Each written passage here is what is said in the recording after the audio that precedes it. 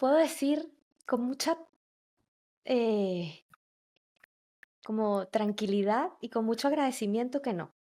Si tú me hubieses hecho esta pregunta en 2020, antes de pandemia, yo te hubiese dicho escribir en el New York Times. Mi plan era ese, para allá iba. Y en pandemia, la vida dijo, mamita, tú confías en lo invisible, ¿verdad?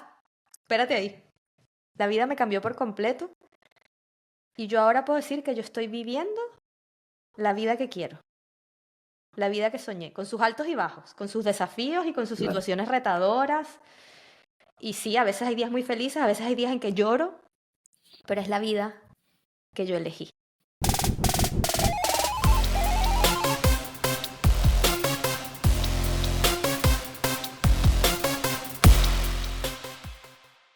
Hola, ¿cómo están? Bienvenidos a un nuevo episodio de Zoom al Pixel. En esta oportunidad vamos a entrevistar a una gran amiga, pero no solamente una gran amiga, sino una gran profesional. Miren, les puedo contar qué ha hecho ella. Es periodista, ha sido presentadora de televisión, locutora, productora audiovisual, ha trabajado en la parte de minería, política, prensa escrita, prensa de televisión, es redactora, habla 3 idiomas. ¿Qué más le puedo contar de esta invitada que tenemos el día de hoy? Más allá de darle aplausos a los méritos que también ha obtenido durante toda su carrera, que son ya casi más de 20 años o por ahí más o menos de lo que ha venido trabajando en su vida. Y de esa manera presentamos a nuestra gran querida amiga Concheta. Bienvenida a este podcast, mi gran querida Concha. Gibra, esa presentación hizo que me sonrojara. Muchas gracias. Yo feliz de estar acá. Es que es verdad, o sea, yo creo que con todas las personas con las que ella ha entrevistado, busco lo mejor, busco la esencia que lo ha caracterizado, ese profesionalismo por el cual siempre uno trata de buscar en lo que hace. Y yo creo que teniéndote enfrente, yo también estoy muy nervioso porque tú también has hecho muchas entrevistas, has logrado hacer muchas cosas y tenerte en este episodio realmente es un reto, es un reto para mí realmente hacerte unas cuantas preguntas y llegar a lo que es la esencia del programa, hacerle zoom a ese píxel que eres y que tienes como esencia dentro de ti. Muchas gracias por invitarme y para mí también un reto porque yo siempre estoy del otro lado. Soy yo quien hace las preguntas, soy yo quien investiga y está ahí pendiente de todo. Y ahora estoy del otro lado, sí, expectante. Bueno, de extenderte nuevamente el agradecimiento por estar acá, tomarte el espacio de seguir con nosotros y bueno, y tus consejos que me has ido dando a medida de lo que he visto también lo he ido aplicando. Así que vamos con la primera pregunta, Conchi, y esta pregunta es algo muy particular. ¿Por qué? Porque efectivamente tu nombre, Concheta Cacciatore, es un nombre que tiene peso, se escucha importante, tiene mucho peso, ¿ok? Pero no solamente tiene un peso tu nombre, sino que tu recorrido también lo tiene, ¿ok? Ese recorrido que acabo de mencionar en la introducción, casi 20 años ya, o un poco más, o un poco menos, dependiendo, pero que has logrado labrar un camino en esta industria periodística, audiovisual, creativa, ¿ok? ¿Y qué es lo primero que te enamoró al llegar? ¿Cómo llegas a este punto de decir, "Pues yo quiero contar historias, quiero ser periodista, quiero entrevistar, quiero escribir, quiero quiero expresar a través de las historias"? Justamente eso, contar historias. Yo desde muy chiquitita hablaba hasta por los codos. Yo recuerdo cuando nos sentábamos a almorzar los domingos en casa de mi abuela. Yo tengo el nombre de mi abuela. Mi nonna se llamaba Concheta. Y para mí es maravilloso cada vez que me dicen, ¿cómo te llamas Concheta? Sí, el nombre de mi nonna, de mi abuela. Lo digo con mucho orgullo. Y yo recuerdo cuando era pequeña, cuando nos almorzábamos los domingos toda la familia en casa de mi abuela, yo siempre tenía una historia que contar. Siempre. Y yo alargaba esa historia y recuerdo que mi padrino y mi papá me decían, ya, corte, a comerciales, vamos, a publicidad. Y yo decía que yo quería contar historias toda mi vida. Todavía lo sigo diciendo cuando yo salí a la calle a reportear por primera vez. Yo llegué a mi casa y yo recuerdo haberle dicho a mi papá, yo quiero morir siendo reportera. Yo quiero reportear siempre. Eso ha ido mutando a lo largo de estos 20, ¿qué? 21 años. Yo empecé en 2006 a trabajar en la radio, yo partí en la radio, pero sigo sintiendo, de hecho este fin de semana decía, yo quiero seguir contando historias, yo quiero seguir por este camino de la comunicación, del periodismo, de mostrar lo que no se ve. Y es eso lo que me mueve, contar las historias que no todos ven, que no todos pueden ver. Y eso es interesante porque muchas veces creemos que el contar historias es agarrar un micrófono o la gente puede pensar que es agarrar un micrófono, ponerlo frente a una persona y hacer unas cuantas preguntas. No, va mucho más allá de que eso.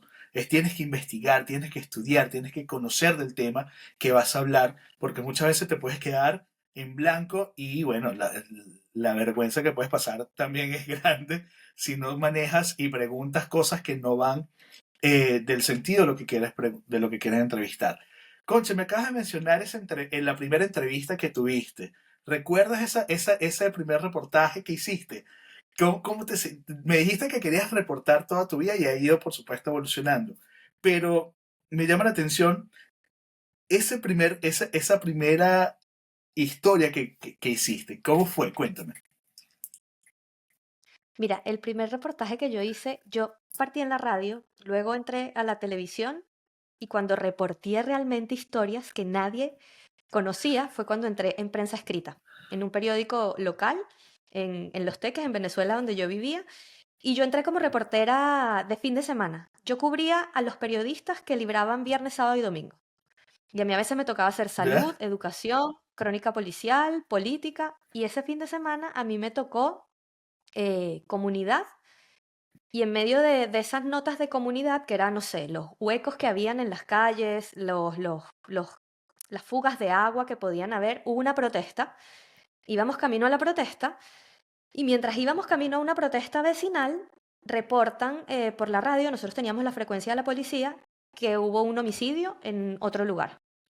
A mí se me paralizó el corazón por unos segundos porque a mí me emocionaba mucho eso y yo quería como vivir eso. Y ese día me tocó cubrir el primer homicidio. Cuando nosotros llegamos a ese lugar, primero que pagué novatada, porque yendo en el auto del periódico, yo iba con un fotógrafo y un conductor, y en el auto había un chaleco antibalas, por si acaso, no era necesario en ese momento. Y ellos me dijeron, te lo tienes que poner. Y yo me lo puse y cuando me iba a bajar del auto me frenaron como, no es necesario, te estábamos vacilando. Y yo ya, bueno, ok. Bueno, para llegar al lugar teníamos que caminar mucho. Era una zona que yo no conocía, era una zona peligrosa. Yo tenía 18, 19 años. Yo iba con ellos dos y me sentía segura, pero nosotros llegamos al sitio antes de que llegara medicina forense, el servicio médico legal. Estuvimos muchas horas allí junto a las familias, junto a los cuerpos.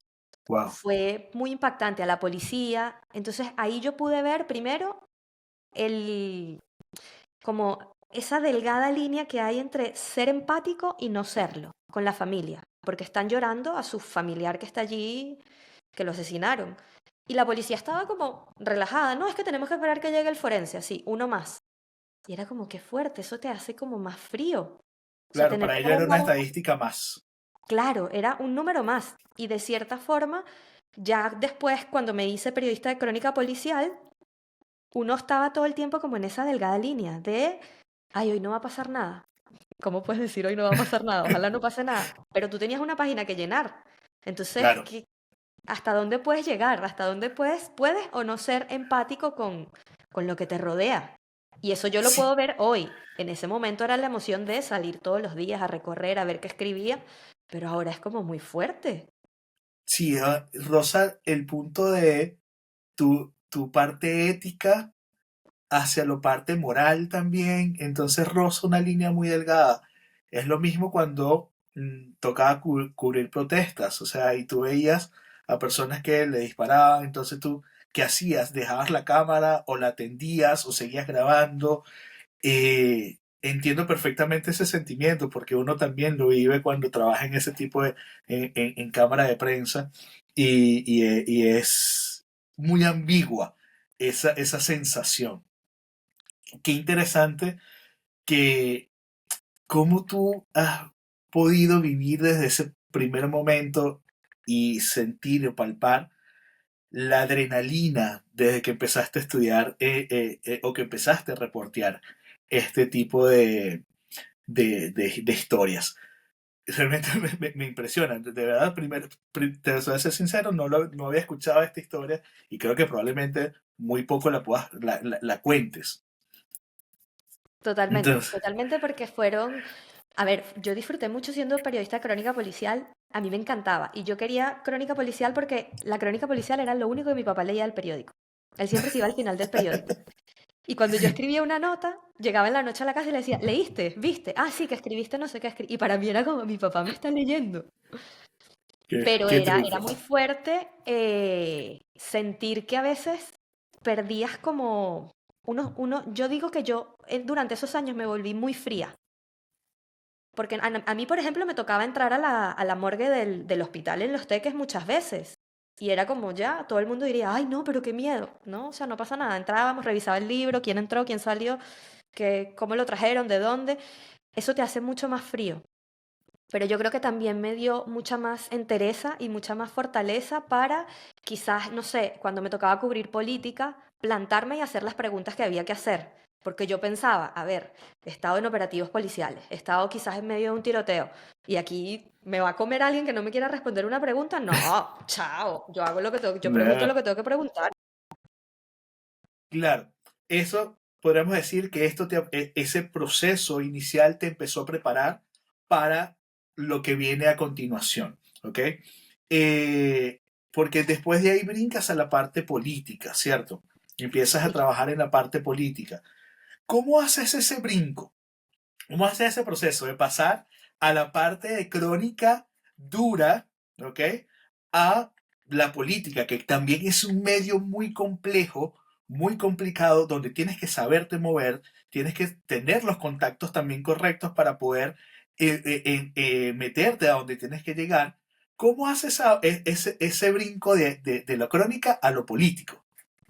Mira, yo creo que todos los saltos que yo he hecho en mi carrera han sido un poco providenciales o es lo que me correspondía vivir en ese momento. Era como, ah, tú no has hecho esto, vamos a ver cómo te va. Porque yo trabajaba en el periódico, yo era jefe de información del periódico, me había mudado a Caracas y entonces ahora el viaje que hacía era al revés, era vivir en Caracas, trabajar en Los Teques, era muy agotador y decidí Claro, renunciar. Y en medio de ese proceso que renuncio, conocía a una periodista que trabajaba en la gobernación de Miranda y como a todos los periodistas que conocía, oye, estoy buscando trabajo, pero en las claro. dependencias en Caracas y conseguí trabajo en las dependencias en Los Teques. Entonces seguía viajando. Y yo entré, me acuerdo que a la gobernación de Miranda en la división de inteligencia de la información. Y claro, como yo venía de crónica policial, a mí me tocaba era sentarme frente a un computador a investigar cosas, a ver reportes, a mí me parecía aburridísimo. Pero lo hacía porque decía, ya, es nuevo, me siento, no sé, investigando cosas, que era lo que hacía realmente. Y de la nada partió la campaña presidencial de Enrique Capriles y me dijeron, ¿quieres irte por una temporada al equipo en Caracas? Ya, me voy al equipo en Ya. Caracas. Como que me desvincularon de la gobernación y entré al comando de campaña y allí estuve, yo creo que 3 o 4 años, donde hice de todo, prensa primero, era como el nexo entre el candidato y los corresponsales extranjeros, cuando mandaban preguntas, cuestionarios, como que yo los filtraba, yo me encargaba de hacerles preguntas y luego enviárselas. Em, y después me encargaba de las redes sociales. Yo tuiteaba todos los discursos del candidato en campaña en tiempo real, era yo quien pasaba horas, horas, horas, horas en el Twitter compartiendo los discursos del candidato y ahí pude ver el lado político desde otra ventana Desde adentro, y desde adentro. realmente. Entonces ahí Wow. obviamente hubo cosas que me gustaron mucho y cosas que me desencantaron mucho y al final de ahí salté al proyecto donde te conocí a ti.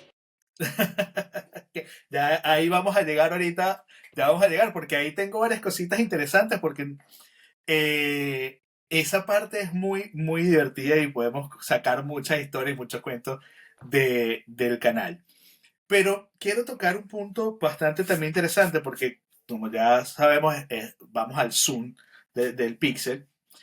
¿Qué fue lo más interesante a nivel de política? Porque ya nos contaste la parte crónica, pero ¿qué fue la parte más interesante a nivel de política que hiciste? Porque efectivamente, como acabas de decir, estabas piteando constantemente, te tocó viajar mucho por el tema también de las campañas políticas, pero dentro de todo eso, ¿qué desafío tuviste como más fuerte que tuviste que salir adelante y lo tuviste que sacar adelante? Mira, yo creo que fue darme cuenta de que podía estar en un trabajo que disfrutaba, sentir que hacía algo por mi país y al mismo tiempo sentir la frustración inmensa de que no fue suficiente, no se pudo. Yo recuerdo que algo que a mí me quebró realmente y fue cuando yo dije, yo creo que ya no hay nada que hacer acá y yo tomo otros rumbos. Fue en una de las elecciones presidenciales cuando a mí me llaman y me dicen los periodistas internacionales, llévenlos al salón de prensa porque les va a decir algo el candidato. Fue cuando se enfrentaba Capriles con Chávez. Eh, no pasaron 2 minutos cuando nos llama nuestra jefe y nos dice, todos entren, se suspende. ¿Qué se No. suspende? ¿Cómo que se suspende? Perdimos. ¿Qué? O sea, el silencio que hubo en esa sala, decíamos, pero ¿cómo perdimos si hace 2 minutos nos acaban de decir, traigan a los corresponsales porque va a haber un anuncio"? No entendíamos nada, era todo como muy, no turbio, como todos muy reservados con lo que decían porque nada estaba claro. Y para nosotros la frustración era impresionante porque el trabajón que habíamos hecho, nosotros habíamos Claro. recorrido el país entero, habíamos visto, nosotros decíamos, esto, ahora sí. O sea, Y hay no, esperanza. claro, y era como yo, quizás con mi familia, con mis amigos, no, claro que sí, tranquilos, listo, ya, listo. Y no pasó nada de eso. Entonces era como lidiar después con esa frustración de, no se pudo, o sea, no va a pasar. Ahora no es el momento ahora.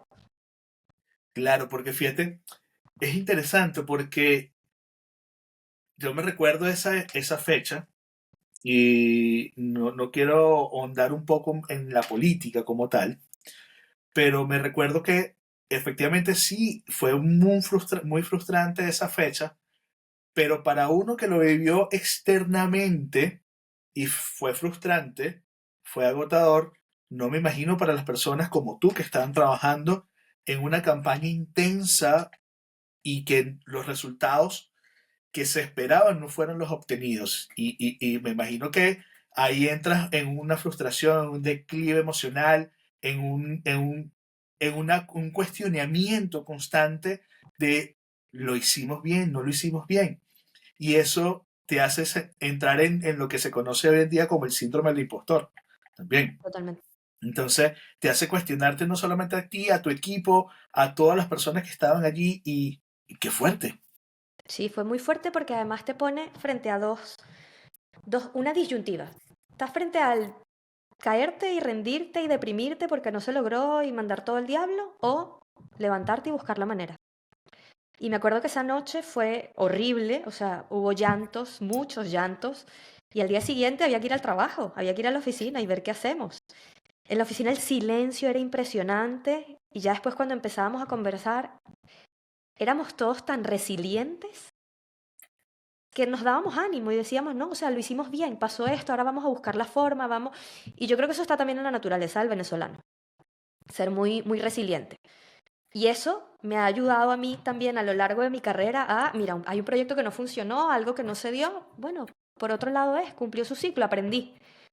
Y yo creo Claro, que yo a lo largo de mi carrera, eso es lo que siempre he dicho, de todo aprendo algo siempre. Siempre, como que no me lamento de esos proyectos que no se dieron, esos proyectos que quedaron a medias, esos proyectos que se acabaron, esos proyectos en los que me sustituyeron por otro profesional. Aprendí. Y eso me dio claro. herramientas para hacer otra cosa. Y yo al día de hoy puedo decir, afortunadamente, que yo he hecho de todo en los medios. Prensa, radio, televisión, producción. Detrás de estas plataformas digitales, como yo llegué a este proyecto, fue nada que ver con periodismo. Qué bonito, pero como dices tú, eso te genera la templanza y te genera una coraza para que las cosas no te afecten, porque efectivamente sí afectan al momento, pero tú no se sacude y dice, ¿sabes qué? Hay que seguir, no puedo pararme, no me puedo echar a morir porque eh, por mi profesionalismo, por mi familia, por muchos factores que pueden estar involucrados y que uno realmente se levanta, se cae, pero sigue adelante, Totalmente. Y sigue uno adelante. aprende a gestionar esos momentos. Uno va acumulando Exactamente. herramientas para que la vida se vaya haciendo más liviana y más llevadera. Es así. Conche, qué interesante. Ya que he repetido como interesante mil veces, pero es que es interesantísimo el cómo has ido evolucionando y cómo has pasado todo este proceso. Y no solamente eso, puede haber muchas historias más. Yo creo que, como a todos los entrevistados le dije, creo que hay muchas entrevistas que podemos seguir haciendo, no solamente esta, podemos sacar dos, tres más entrevistas porque hay muchos cuentos que contar. Comentaste ahorita del tema de que donde nos conocimos, en el canal, en el primer canal de Venezuela que hizo periodismo vía streaming, se podría decir, y ahí nos conocimos y tuvimos una muy bonita amistad. Quiero saber ahora, este nuevo brinco, ¿cómo llegas a este canal? Mira, en campaña yo conocí a muchos de los que partieron con este canal y una de ellas, a quien le tengo muchísimo cariño, me dice me preguntó si me interesaba este proyecto, pero para entrar como productora. Yo nunca había hecho producción. Y era para entrar como productora en un programa de un grande, de César Miguel Rondón. A mí me daba pánico. Yo decía, ¿pero cómo? Ay, bueno, ya aprendo. ¿Qué es lo peor que puede pasar? ¿Que me despidan? Bueno, no No, funcionó. no pasa nada. Siempre lo he hecho así. Es como, ¿cuál es el peor escenario? ¿Este? Ok, le doy. Entré. Resulta que en el camino hubo cambios. Éramos varias personas y ellos eligieron a otra persona que fuera la productora del programa. Y yo quedé ahí como en un limbo, porque ya me había ido del comando de campaña. Y fue como, ya, bueno, ¿qué hacemos? ¿Cómo vamos a resolver esto? Y en ese proceso había que resolver un tema con unas imágenes en la plataforma, subir un contenido, como que nadie lo quería hacer o nadie lo entendía. Y a mí como que me lo explicaron por encima y yo lo capté y me dijeron, otro amigo nuestro, César Coito, ¿me ayudas a hacer esto? Dale. Lo ayudo a hacer eso y fue como, mira, quedó bien, ya, ¿me ayudas a hacer esta otra cosa, esta otra cosa? Y como que yo estaba ahí haciendo match con él en algunas cosas de trabajo hasta que me dijeron, oye, tenemos que levantar esta plataforma y necesitamos a alguien que se encargue de eso, de subir todo este material, de entenderse con los finlandeses que hacen la aplicación. ¿Le das? Dale, démosle. Y así fue como llegué. De la nada estaba yo en una reunión con César, unos finlandeses, explicándonos cómo funcionaba la aplicación, cómo cargar el material, cómo subir los videos. Y en eso estuve. Yo estuve allí como 2 años, creo, casi 2 años, hasta que me fui del país, me vine a Chile. Pero así entré, fue también de la nada. Estaba ahí cuando necesitaban a alguien que entendiera la cosa rápido. O sea, la vida siempre te ha puesto en los lugares indicados al momento que lo has necesitado. Y eso habla también de la palabra que dijiste ahorita, de la resiliencia que uno puede tener y de la adaptabilidad que uno tiene que tener en este medio. Porque este medio es cambiante, evolutivo y sigue en el proceso de seguir creciendo y evolucionando.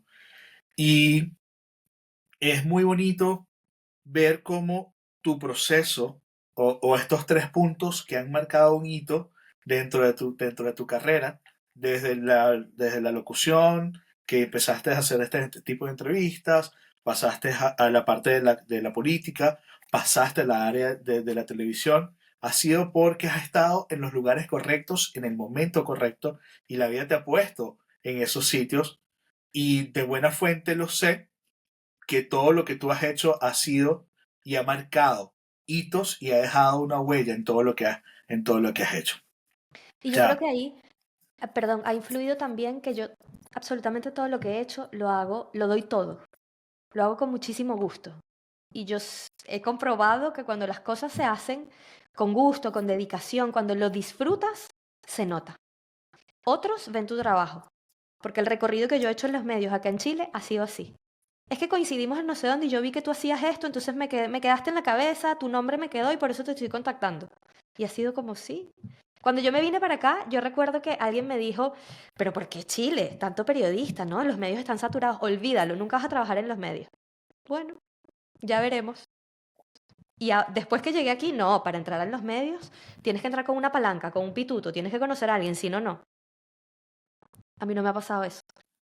Todas las personas que me han contactado o cuando he tenido que tocar puertas me recuerdan porque es que te vi en no sé dónde. Ah, tú eras la que ese día hizo tal pregunta. Ah, tú eras la que te vi grabando no sé qué.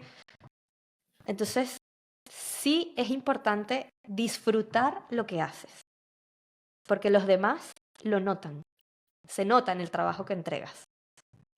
Y en todo, en todo, en todo. Eh, lo mismo me pasa cuando estoy fotografiando o grabo. Eh, uno lo disfruta porque es lo que uno vino a hacer o lo que uno quiso hacer y lo hace con esa pasión que es notable cuando lo haces o cuando entregas el resultado final.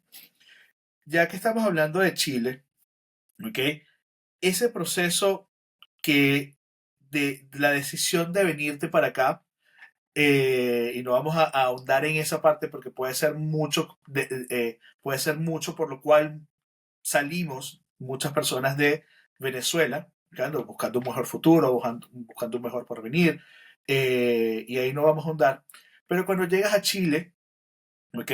Ya me comentaste que efectivamente la gente te decía, no, aquí no se puede. Lo mismo me pasa a mí con la parte audiovisual, que no te dicen, no, no se puede, no se puede. Hay muchos audiovisuales, muchos fotógrafos, pero como mi mamá siempre me decía, no, no está muerta ni nada, pues se la mosca. Pero como mi mamá siempre me decía, ella tenía una agencia de festejos de fiestas en Venezuela y en Venezuela aún daba la agencia de festejos. Ella me decía, hay comida para todo el mundo y hay comida para todo el mundo y hay trabajo para todos. Solamente hay que buscarlo y hay que ser congruente y certero en lo que tú haces. Nada Absolutamente. más. Entonces, cuando tú llegas a Chile, yo recuerdo una historia, una anécdota y que nos apoyaste mucho a mí, a Samantha, fue con cuando hubo las elecciones acá y que nosotros hicimos un video resumen de las votaciones acá que también hizo mucha repercusión, no solamente acá en Chile, sino que también a nivel internacional, porque creo que fuimos en ese tiempo que queríamos hacer algo, pero al final nunca se dio, pero fuimos como los únicos que cubrimos toda esa votación, no sé, hace 7 años atrás, podría Sí, no, yo decirse, creo que un poquito más. de 8 años, no sé, más o menos. Sí, más o menos. Fuimos los únicos y tú nos ayudaste a repostear eso y lo mostraste y eso también nos abrió muchas puertas y fue muy bonito porque fuimos como los únicos que fuimos a hacer entrevistados de la política aquí en Chile, que los que estuvieron allí. Fue muy, muy interesante. Ahora, ya haciendo ese paréntesis, básicamente lo digo para agradecerte todo también, porque siempre nos ha apoyado mucho a nosotros Gracias a ustedes. y es muy bonito. Eh, acá en Chile, cuando llegas a la prensa, ¿en qué, cómo llegas? Porque ya dijiste, bueno, me recordó aquí, sí, sí, sí, sí, pero tuviste que haber llegado de alguna forma, entrar de una manera porque al principio nadie te conocía, nadie te recordaba. Entonces, ¿cómo llegaste en ese brinco que hemos venido diciendo?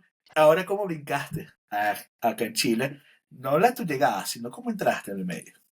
Fue providencial también. Mi primer trabajo aquí en Chile, cuando llegué, fue como manicurista. Nada que ver con el periodismo. Y estando trabajando como manicurista,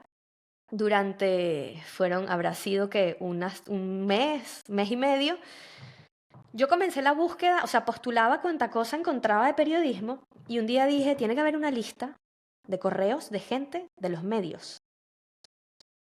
Encontré la lista, fue como, no sé, en una web tipo Colegio de Periodistas, ya no me acuerdo cuál era, así que googleé y de página en página di con una lista de correos.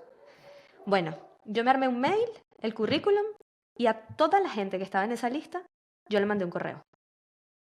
Solo me respondió uno, que se convirtió en mi jefe. Y me dijo, hola, estoy necesitando una asistente. ¿Te interesa? Y yo, dale. Me reuní con él.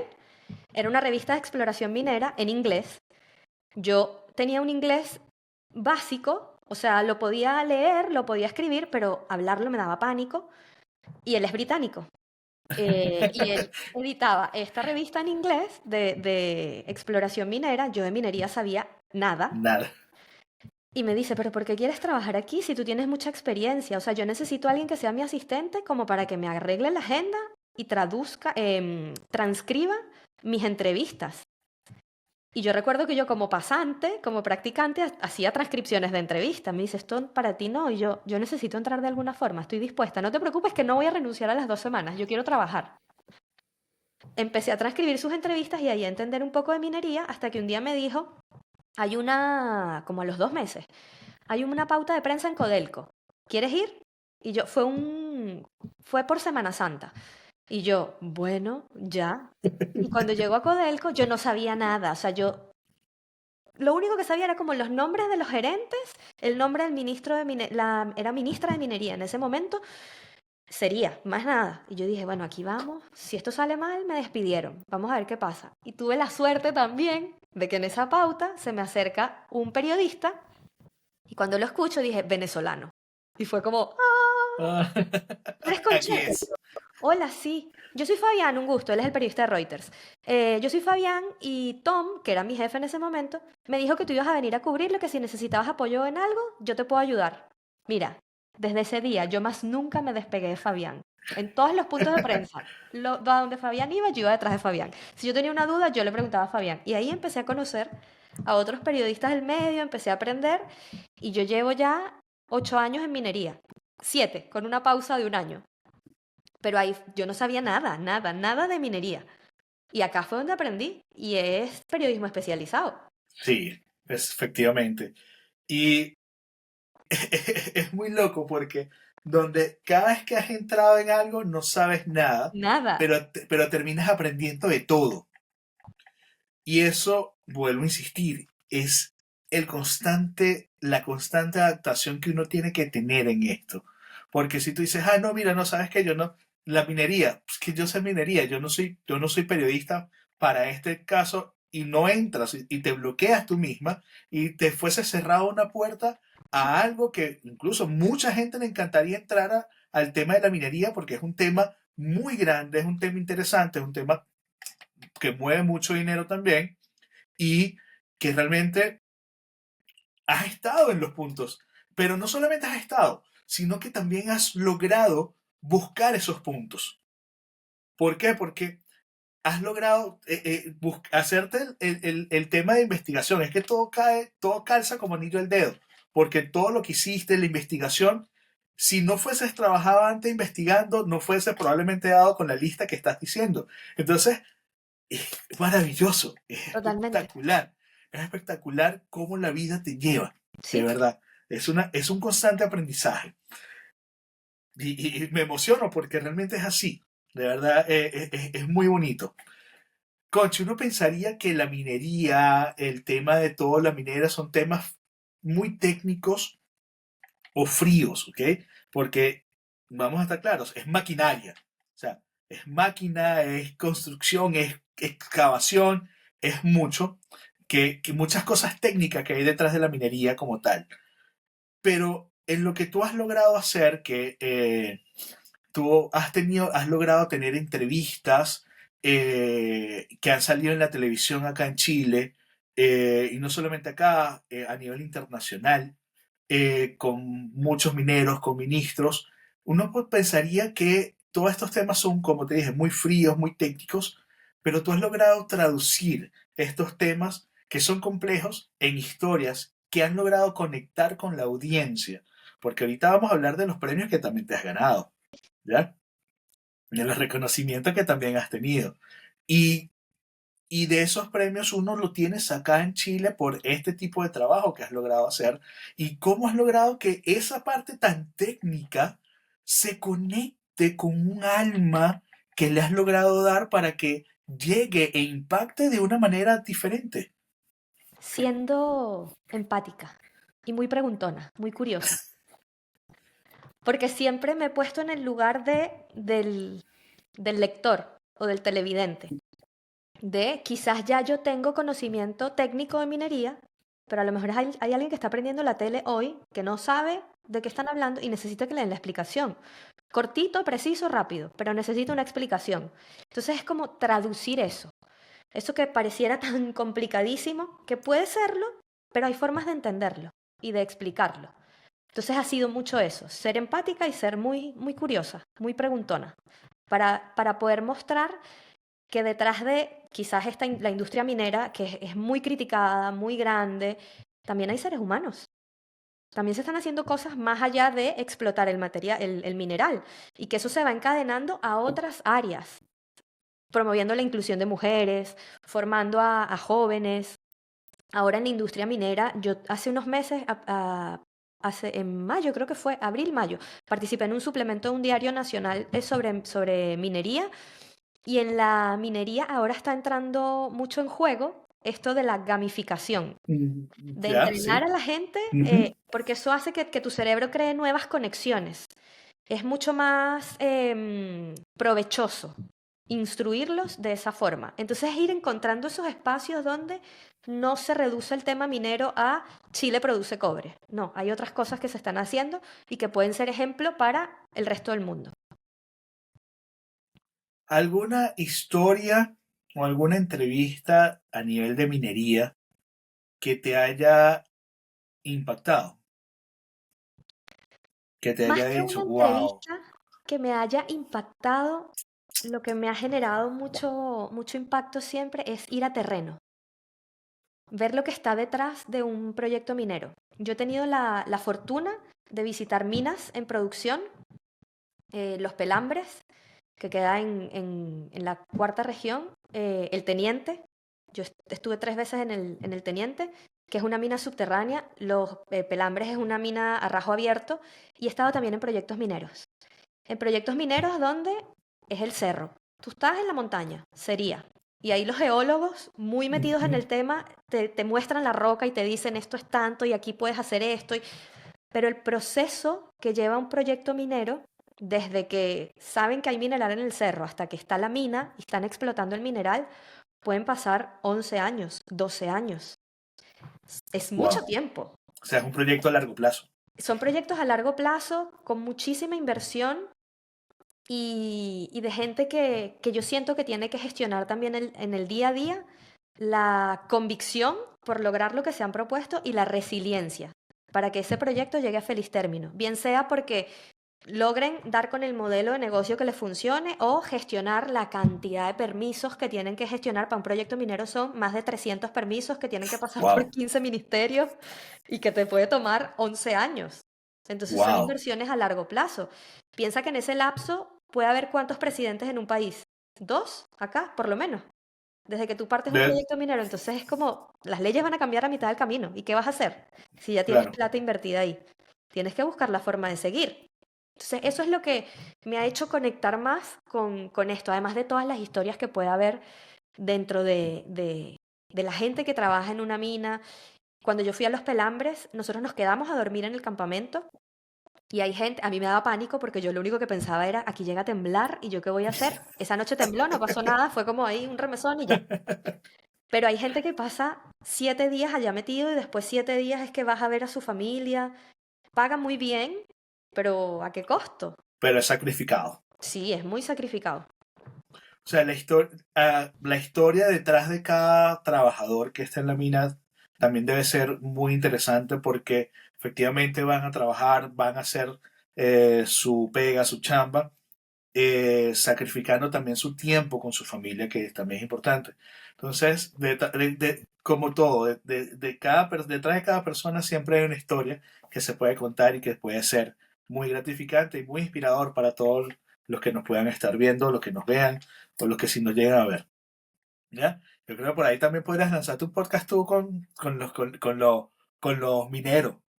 Puede ¿Ya? ser, puede ser. Historias de minería. Tengo muchas ganas de hacer un podcast. No he hecho ninguno todavía, pero vamos a ver si cae también de forma providencial en el momento correcto. A ver qué pasa. Historias de mineros. Sería muy interesante, o sea, Hay muchas porque cosas que contar en minería, de verdad. Es muy, muy sería, interesante. sería muy, muy bonito. Mira, Conche, quiero cambiar porque fuimos siendo como un poco eh, más tiernos, no sé si podría decirse la palabra, o más conscientes a medida que iba avanzando, pero quiero romper un poco el hilo de lo que venimos hablando ahorita. Quiero regresarme un poco al canal, ¿ya? Porque me acordé que tenía que preguntarte algo, que lo dejé pasar, pero quiero retomarlo otra vez. Háblame de Skirmish. Skirmish. Mira, eso es muy, muy Háblame, providencial. háblame de Skirmish, Mira, para que lo que no están viendo o los que nos vayan a ver, y espero que nos vean, a esta altura de la entrevista, Skirmish fue un programa de videojuegos sí. donde Conche era la ancla, la presentadora, y que realmente fue muy interesante esa propuesta. Entonces, habla un poco porque empezaste como curadora haciendo y de repente estabas en la pantalla hablando de videojuegos. Mira, fue muy loco Skirmish, porque en ese momento yo estaba casada y mi ex esposo en ese momento era gamer, desde que yo lo conocía. Vivía para jugar. Y estando yo ahí, como que en medio de las conversaciones, surgió, ay, pero ¿por qué él no hace una propuesta para un programa para el canal? Ah, ya, mira, ¿te interesa? Sí, me encantaría hacer un programa, mi sueño, hacer un programa de videojuegos, él también es periodista. Ya, dale. Presentó la propuesta, se la aceptaron, hizo el guión y estaban buscando ancla.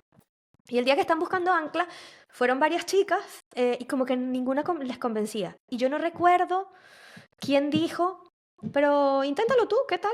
Yo no sé si fue justamente Daniel Oseche, no recuerdo. Probablemente pudo haber sido Daniel Oseche. Él era el director en ese momento y con él hice la prueba. Ya, dale tú para ver. Lo hice y dijeron, ya, bueno, igual se te da. Ya, pero si vas a hacer esto, igual tú, yo era jefe de plataforma en el canal, tienes que estar atenta, no puedes descuidar esto. No, no te preocupes, vamos a grabar tal día, yo me encargo. Bueno, yo recuerdo que él hacía los guiones, los libretos en la casa, se grababa él jugando, armaba todo el programa y me ponía a mí a estudiarme todo. Ya, ahora vienes a leer esto. Yo no entendía nada, nada. Mira como, pero ¿qué es esto? Cuando leía las noticias de videojuegos, ahí sí como que me enchufaba un poco. Pero en las técnicas de juego, que si hiciste esto, que si la guía, cero. O sea, bendito sea el teleprompter ahí, me ponía a estudiar porque, ¿sabes? Tenía que aprenderlo, pero no era algo a lo que mi sueño es hacer un programa de videojuegos, no. Fue algo también providencial, estuve ahí, dije que sí. Yo creo que el decir siempre sí a todo me ha traído muchas satisfacciones, pero también me ha metido en problemas algunas veces. Fíjate que yo lo estaba hablando en la entrevista que ya salió con Dani.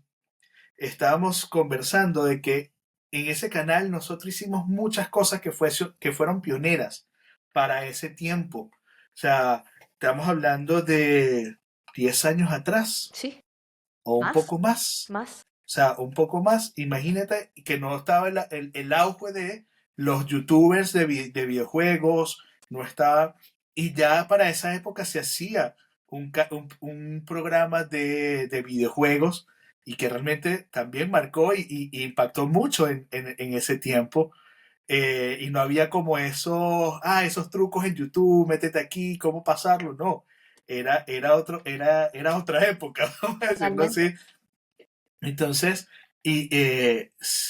se marcó mucha tendencia en ese canal y podemos decir que fuimos los impulsores Sí, de eso, totalmente. que eso lo estaba hablando con Daniel, porque Daniel también dejó mucho e hizo muchas cosas que no se hacían en Venezuela a nivel digital.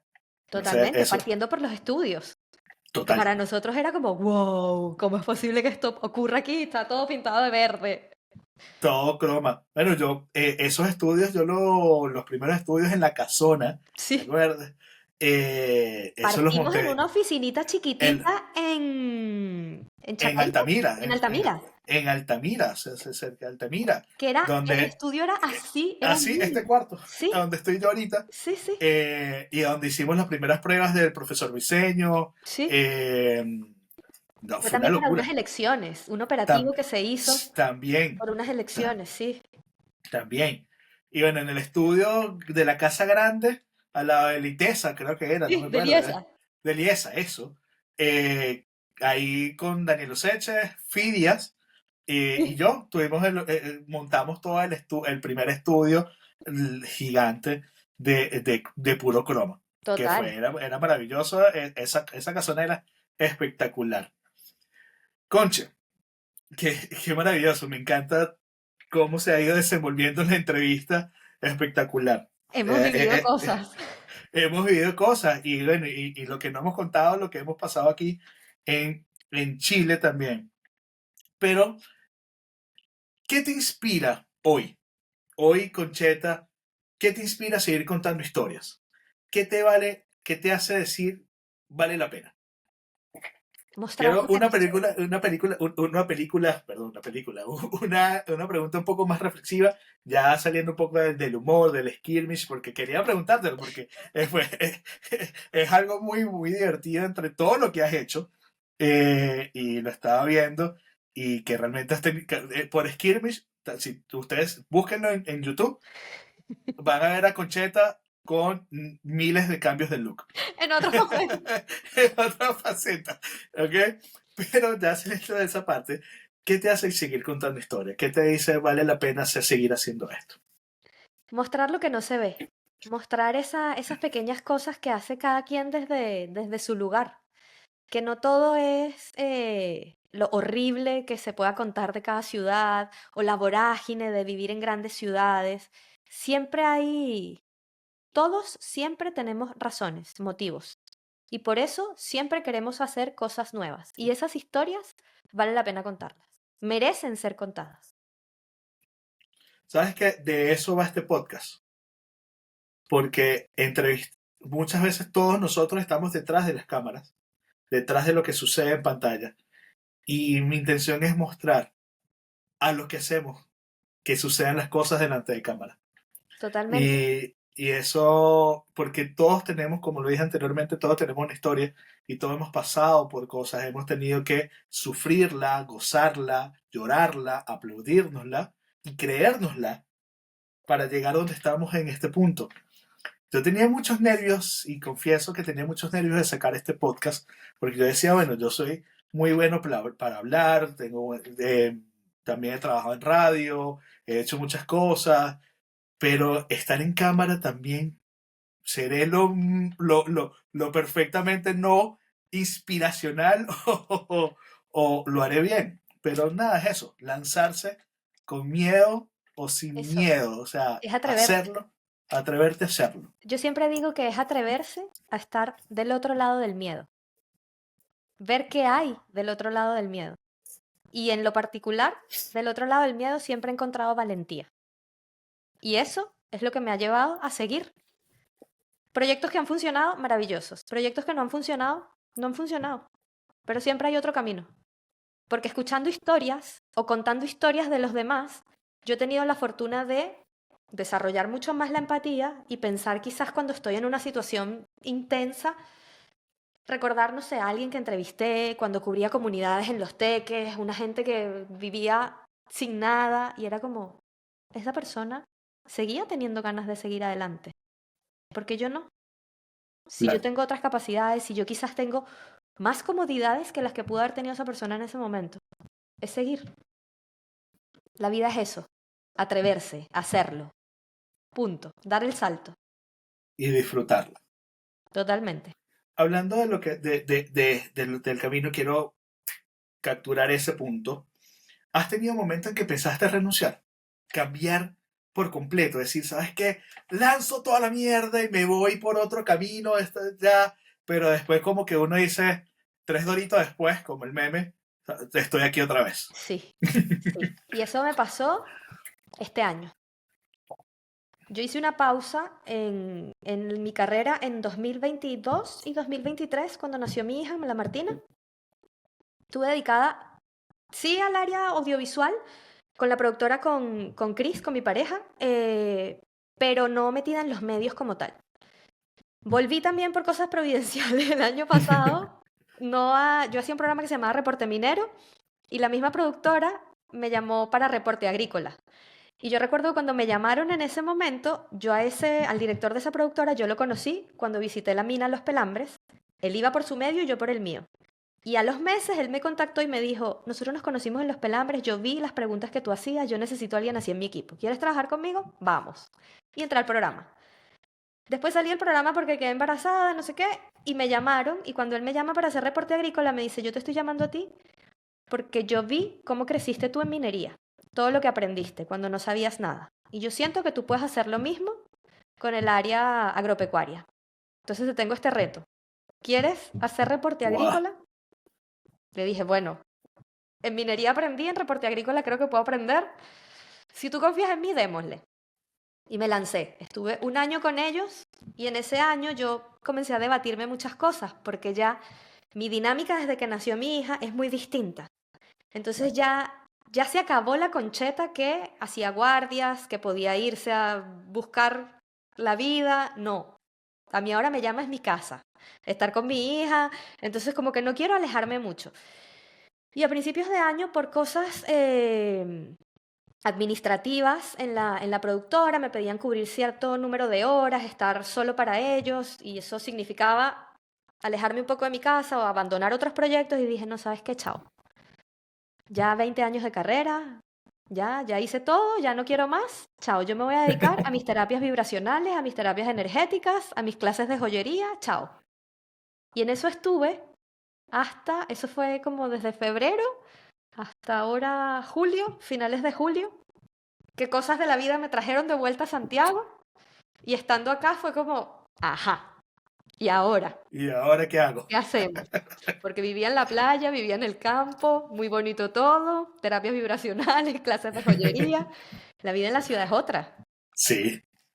Y dije, bueno, no pierdo nada con contactar a toda la gente que he conocido en estos años. Le escribí a todos. Hola, estoy de vuelta en Santiago. Si tienes algún proyecto, estoy abierta. Me llamaron de periodismo de nuevo, área agrícola. Oye, necesitamos que estés aquí. Y aquí estoy de nuevo, escribiendo otra vez de minería, asesorando a un instituto de investigaciones agropecuarias y sigo buscando opciones. Porque justo este fin de semana me puse a pensar y decía, ya, ¿qué hago? Me frustro porque no fluye quizás lo de las terapias vibracionales, la onda holística y mis clases en la ciudad, o aprovecho la oportunidad que se me está dando ahora de seguir haciendo periodismo, de seguir comunicando, pero quizás con más libertades, de tener mi tiempo, de no hacerlo ya como dependiendo de un medio, sino ya no como una periodista junior, sino ya me hice un nombre. Y que a veces nos puede atacar el síndrome del impostor o pensar, estoy siendo muy ególatra, pero no es reconocer también el camino andado y Sí, poder compartir eso lo que es, sabes. eso Entonces, es muy ahí cierto. estoy ahora.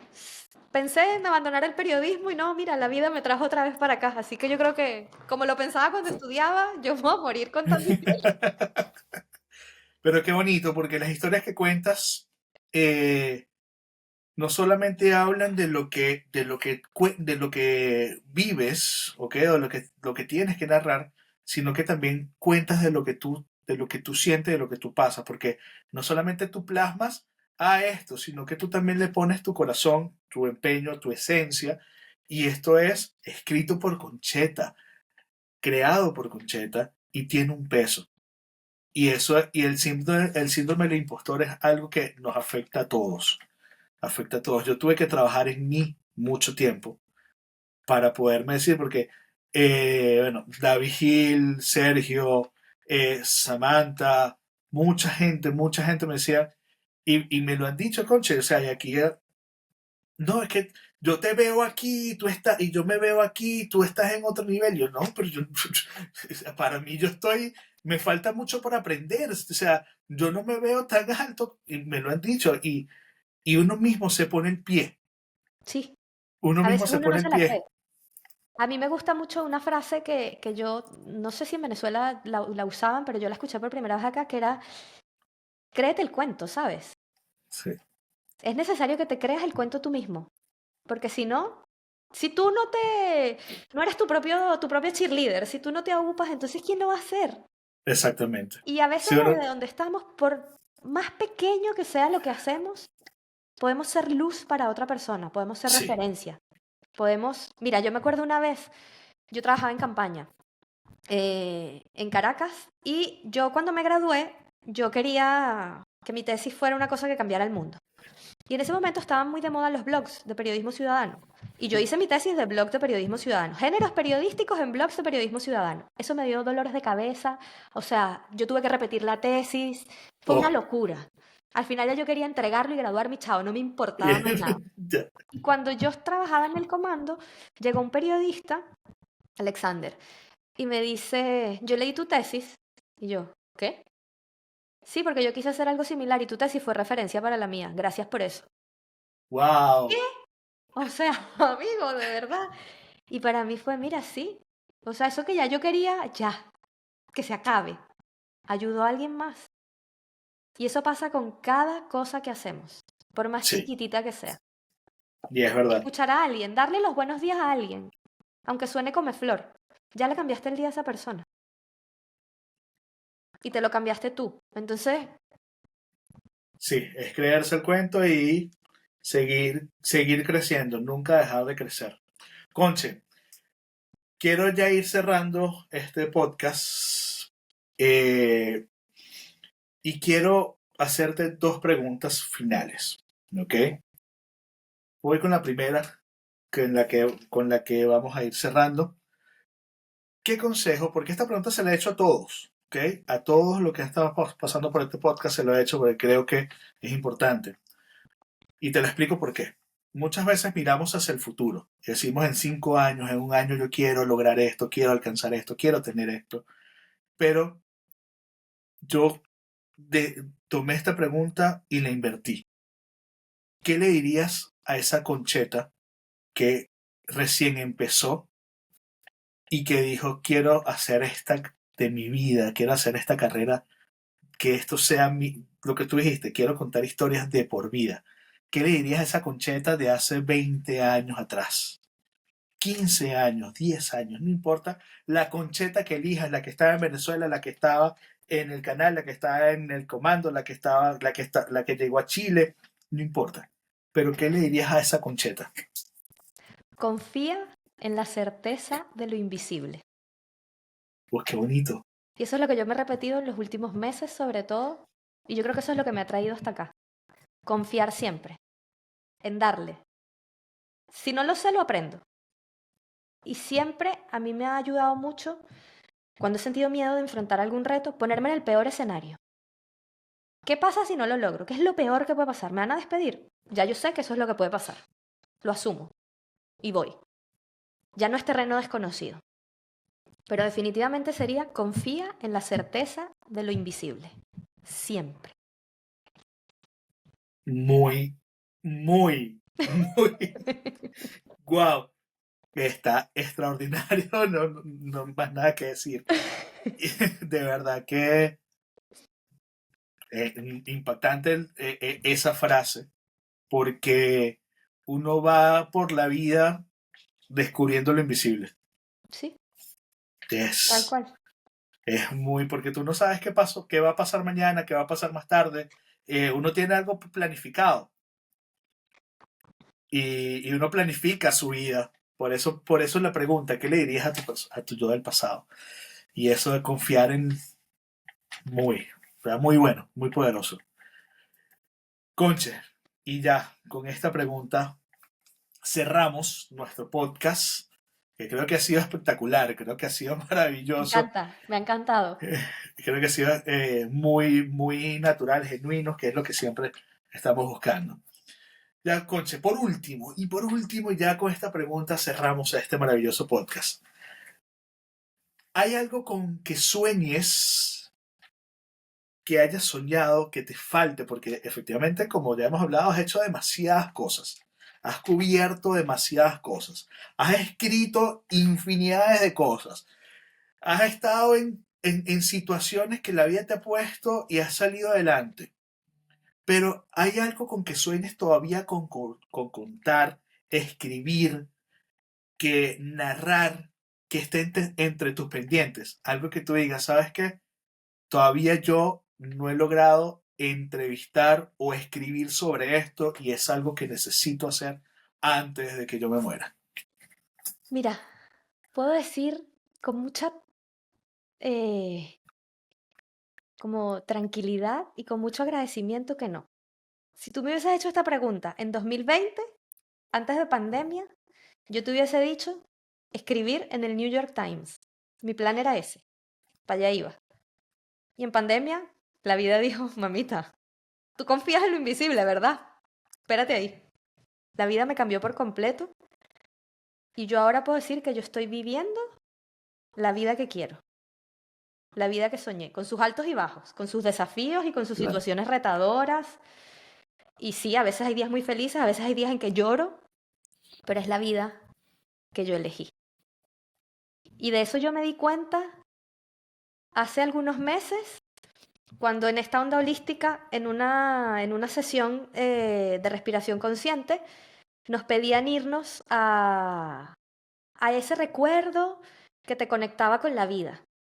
Y el recuerdo que a mí me conectaba con la vida fue el nacimiento de mi hija, que fue hace 2 años. Otro recuerdo que me conectaba con alguna emoción y era algo que había vivido el año anterior. Y era como, qué maravilloso que cuando a ti te hablan de recuerdos, uno generalmente pensaba en cuando éramos chiquitos, Sí. cuando éramos niños, y que ahora mi recuerdo que me lleva a eso es de hace un año, de hace 2 años. Es como, qué maravilloso, qué regalo tan grande, qué bonito. Y ahí me di cuenta que yo estoy viviendo la vida que elegí.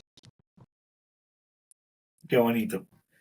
Qué bonito escuchar eso y creo que todos deberíamos tener en cuenta eso, que donde estamos, si uno mira hacia atrás y hace un recorrido, estás donde algún momento quisiste estar hace un año, hace 5 años, hace 10 años, y no es pérdida, es ganancia. Absolutamente. Mi querida Concheta, agradecerte por este espacio que ha sido fenomenal, ha sido espectacular. Gracias por tu tiempo, gracias por tus palabras. Creo que este podcast está lleno de enseñanzas, de vivencias y de cosas que uno puede poner en práctica, Muchas gracias a realmente. ti por invitarme, por darle vida a este proyecto. Como te lo dije hace algunas semanas, me parece fabuloso que sean muchísimos episodios más, que crezca, que crezca, que crezca, que crezca y que cada vez tengas más y más invitados, porque siento que es muy genuino, es muy mostrar lo que está detrás. Y me encanta. Así que aplaudo tu valentía por atreverte a hacer este podcast porque lo haces fabuloso, me encanta. Muchas gracias, Conche. Bueno, estimados, hemos llegado al final de este podcast. Recuerda suscribirte si no has revisado las otras entrevistas que ya tenemos en el canal. Ya sabes que lo puedes hacer. Deja tu comentario, deja tu like. Si te gustó, por favor, ya sabes qué hacer. Suscríbete y nos vemos en el próximo episodio de Zoom al Pixel. ¡Chao!